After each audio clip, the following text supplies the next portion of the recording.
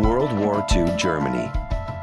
U.S. Army officers break through a castle wall and plunder a royal treasure, pulling off one of the greatest jewel heists of all time.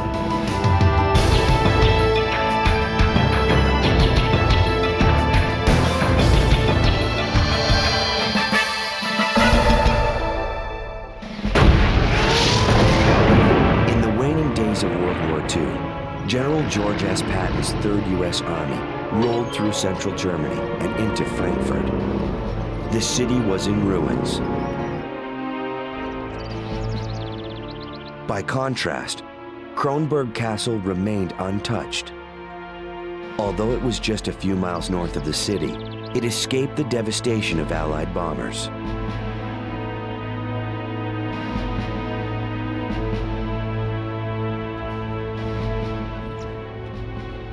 U.S. Army officials were amazed by the opulence of the 19th century structure.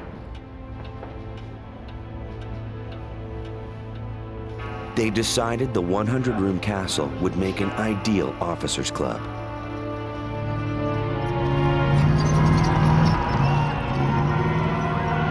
Weeks later, Germany surrendered.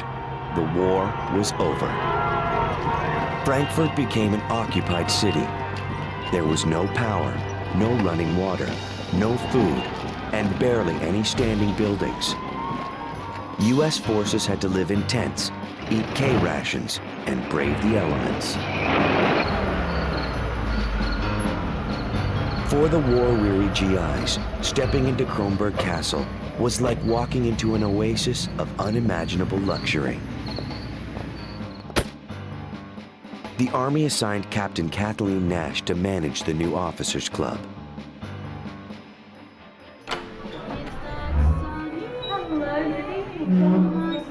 A 42-year-old divorcee, Nash was looking for adventure.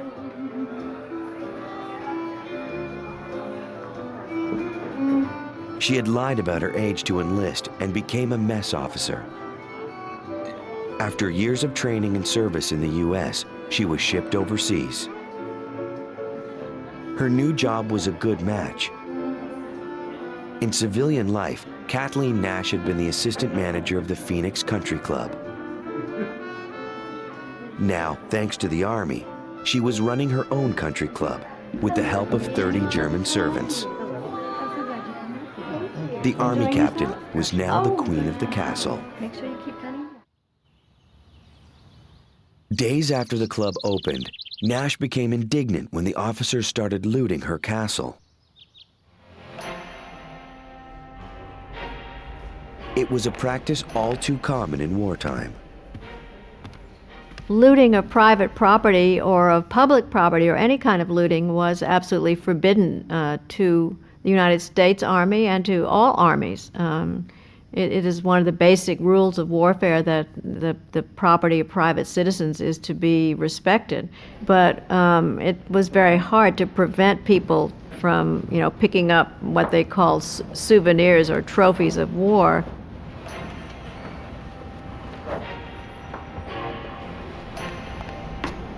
To combat the problem, Nash stationed German servants at the front door as security guards.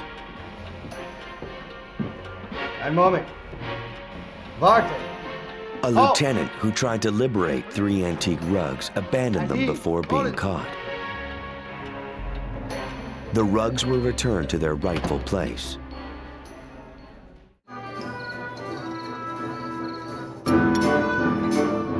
When Nash wasn't keeping tabs on the castle's precious antiques, she entertained the troops.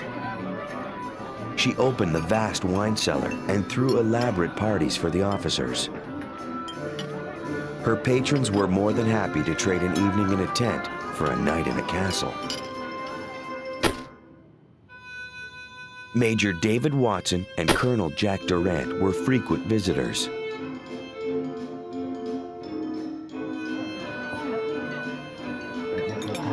Durant was a lawyer before the war.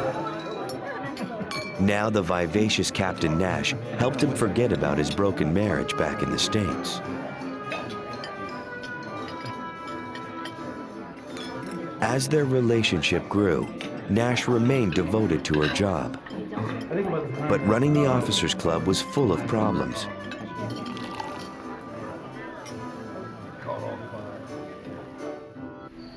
After only a few months, thirsty GIs had drained all 1,800 bottles of wine. Captain Nash's club had run dry. There's no wine here. Okay. While the captain was incensed at officers stealing her rugs, she thought nothing of emptying the wine stores. She sent servants and enlisted men to scour every inch of the castle for more wine. In the subcellar, Corporal Carlton noticed two strange wires leading into the bottom of a wall.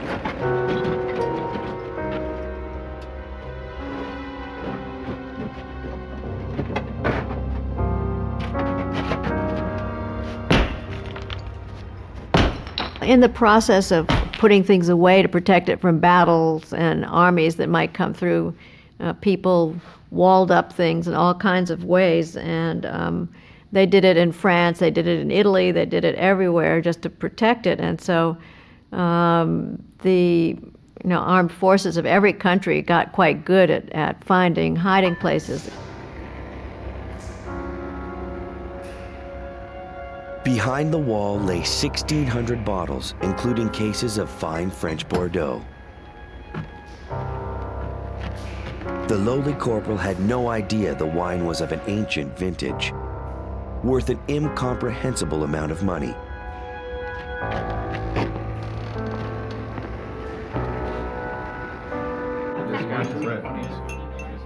All 1,600 bottles were appropriated.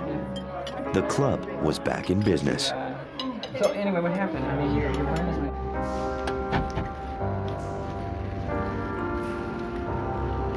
The next morning, Carlton returned to the hidden room to investigate a patch of concrete that was lighter in color than the rest of the floor.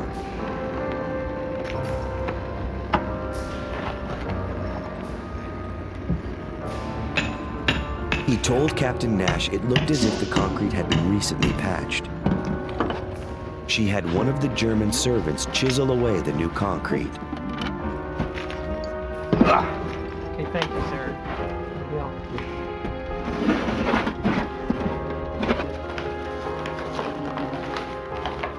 Behind locked doors, Nash and Carlton were amazed at what they had found.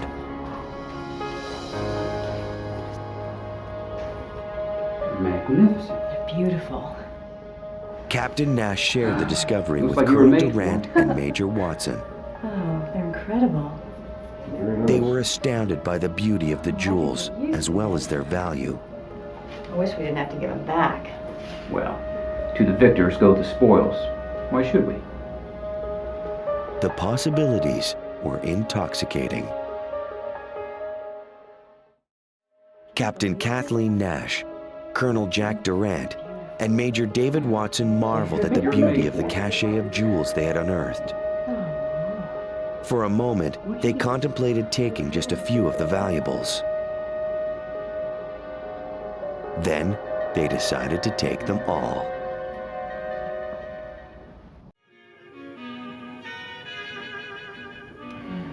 As an attorney, Durant dismissed the risk. Only the army could prosecute them for a crime committed on foreign soil.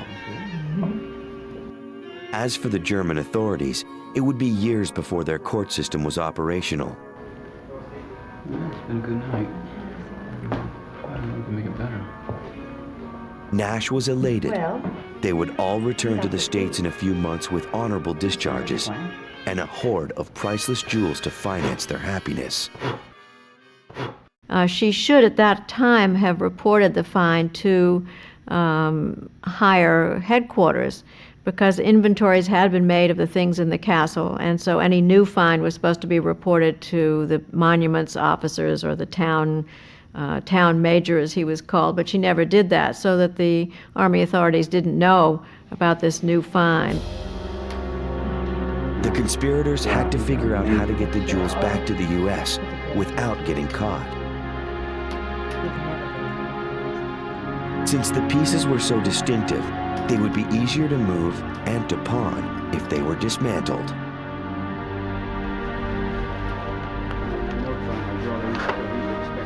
At first, Nash and Durant used the Army's postal system to get much of their loot out of Germany. Durant sent packages to his brother in Virginia. Nash sent parcels to her sister in Wisconsin. But with each package, they risked customs inspections that could alert the Army to their crime. The group split up to minimize the risk. Major Watson gave his girlfriend in Ireland $2,500 worth of jewelry to safeguard until he was out of the service. He also fenced items, including a priceless Fabergé egg for about $430. Very nice. Very nice. Where did you obtain Durant and Nash did a little fencing of their Oh, in own the casinos. in Switzerland.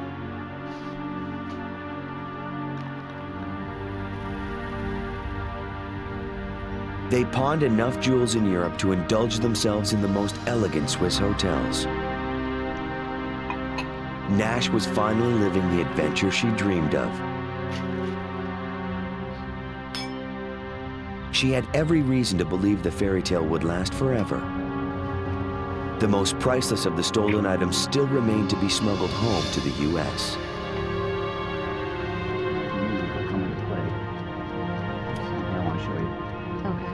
Durant took many of the valuable jewels and flew to England, where he met with his former secretary, Martha Orwig. During the war. Where did you get these, Jack? Since she worked for the UN, she had diplomatic immunity. Her bags could not be searched. I love to. Durant asked her to ferry the jewels to the States for A him. little something there for you as well. Okay. She agreed. Sounds good. Expect nothing from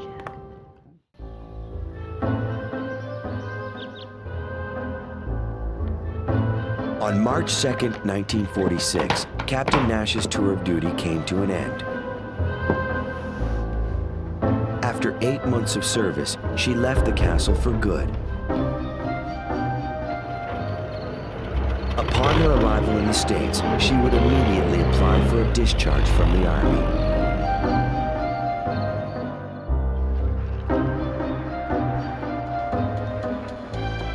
Days later, Colonel Durant was sent to Washington, D.C. He had himself designated as an official courier, so his luggage would be exempt from inspection.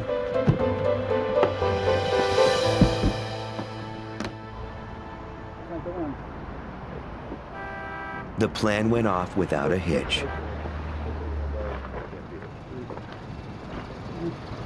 Durant returned to the U.S. with a bag full of jewels and his eye on a new car. What do you think? Yeah, I think it's me. I'll take it. Good deal. Great. That's a good deal. Pleasure doing business with you. Pleasure doing business with you. The former colonel paid the $1,400 list price in cash and headed for Chicago to meet Nash.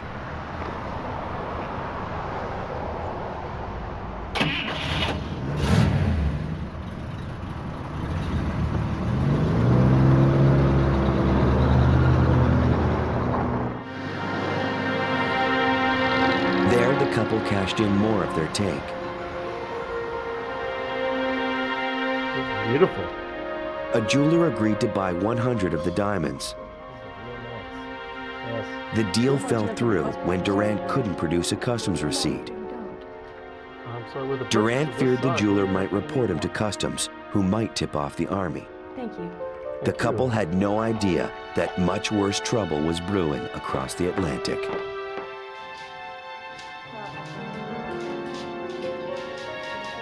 A colonel at the Army's Criminal Investigation Department in Frankfurt had a royal visitor, Princess Sophia of Hesse. We think that our jewelry has been stolen from some of the servants. She was about to I get was married, actually and she trying to wanted get to my know jewelry where for her my jewels wedding. were. I'm getting married and it's gone. She explained that the Hesse family lived in Kronberg Castle until the U.S. Army ordered them to leave.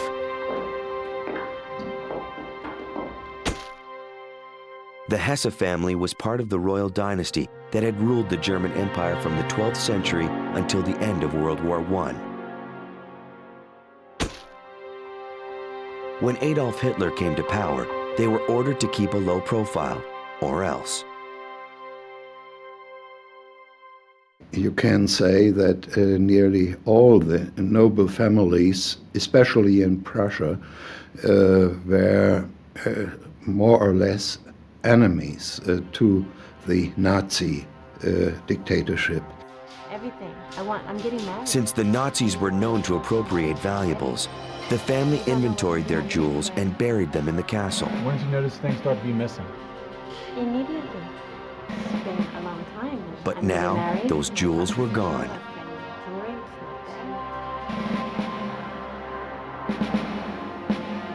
it's The colonel questioned the German servants who had worked at the castle.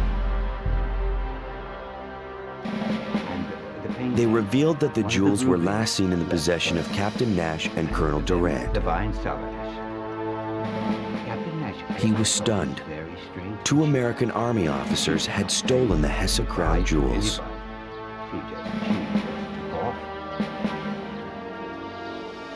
Once it became a matter of a person in the Army stealing private property,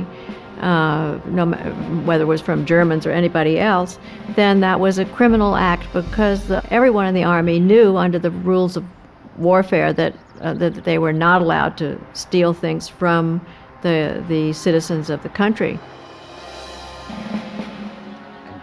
The colonel was concerned. Both Nash and Durant had already been discharged from the Army. As such, they no longer fell under military jurisdiction. But the investigator had a plan.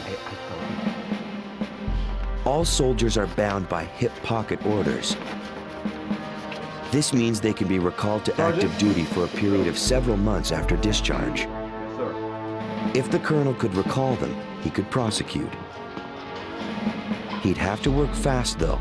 That period was about to expire.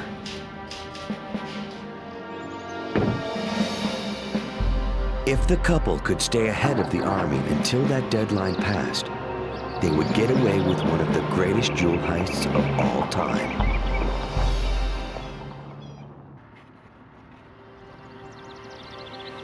Colonel Durant was unaware of the overseas investigation into the missing Hesse jewels.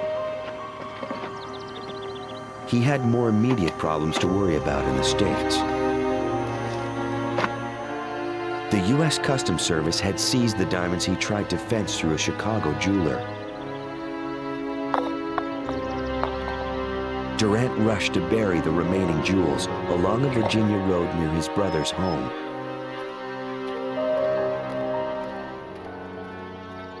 Colonel Durant told his brother to watch over the buried gems.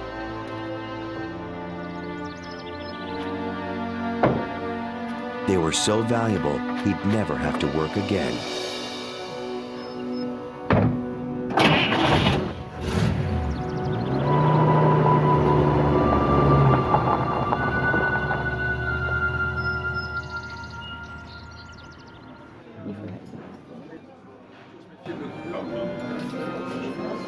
Confident their future was secure, Durant and Nash were married.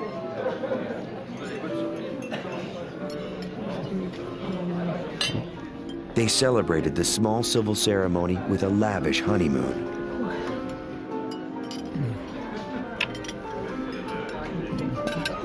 Nash delighted in wearing many of the Hesse crown jewels for everyone to see.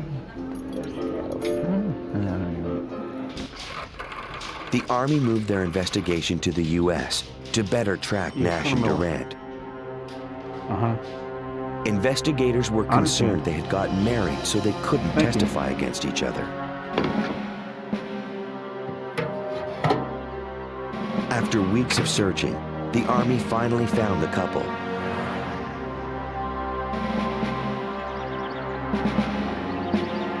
They recalled Nash to duty with just 1 day to spare.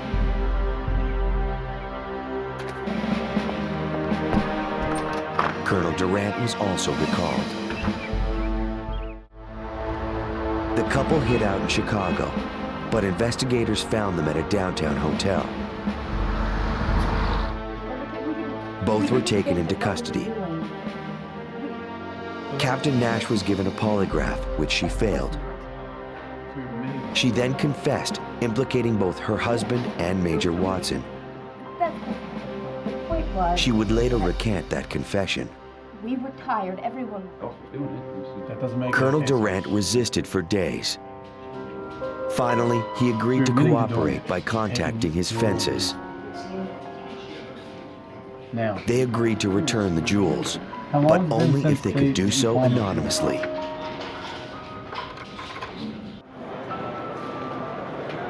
Durant later led investigators to a bus station locker. Inside, they found a small portion of the Hesse crown jewels.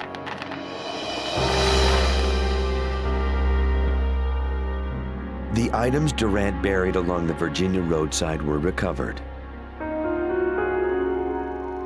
The Army also seized valuables hidden at a Wisconsin house belonging to Captain Nash's sister.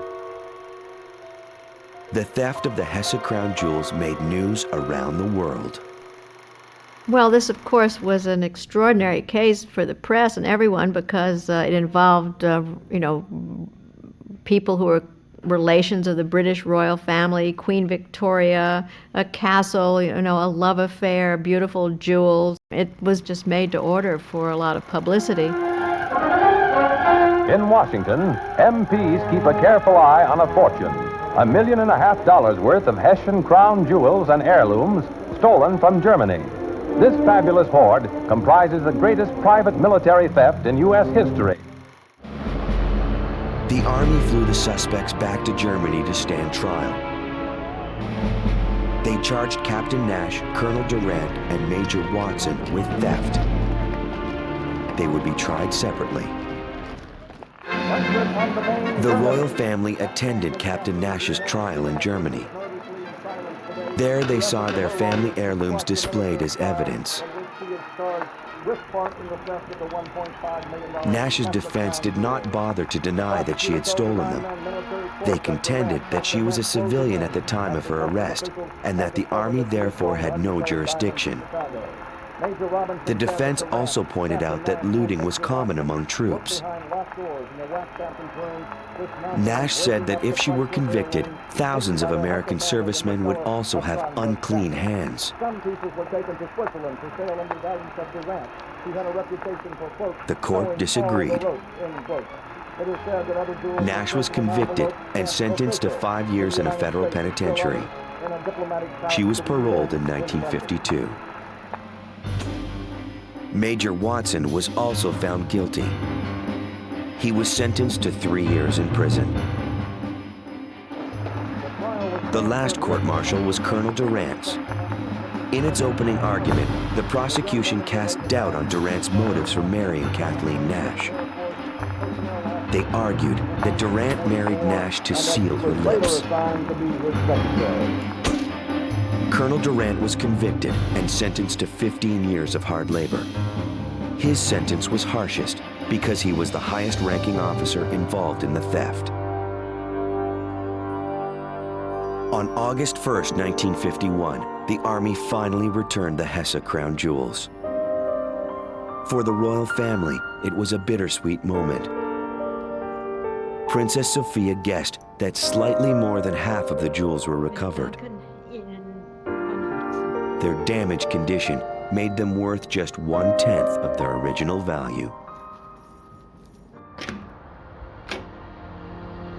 Jack Durant was released from prison in 1952. If there was any doubt about his motives for marriage, they were now erased. Jack and Kathleen Durant lived as husband and wife until Kathleen died in 1972. It was love after all.